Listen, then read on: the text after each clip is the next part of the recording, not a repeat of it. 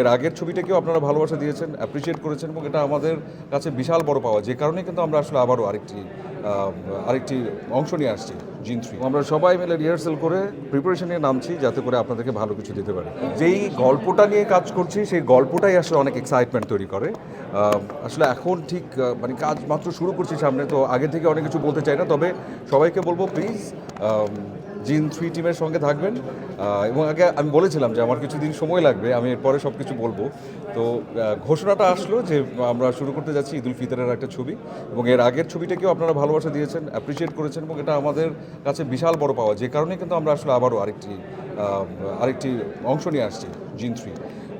এবং আমার এখানে শুধু ফারিয়ার কথা বলবো না, ফারিয়া তো ডেফিনেটলি খুব ট্যালেন্টেড, খুব কোঅপারেটিভ একজন, কিন্তু সাথে আরও যারা আছেন সবাই খুব ডেডিকেটেড আর্টিস্ট, এবং আমরা সবাই মিলে রিহার্সাল করে প্রিপারেশন নিয়ে নামছি যাতে করে আপনাদেরকে ভালো কিছু দিতে পারি। দোয়া করবেন, সবাই ভালো থাকবেন। ভালোবাসা মানে হচ্ছে আস্থা, বিশ্বাস, সম্মান।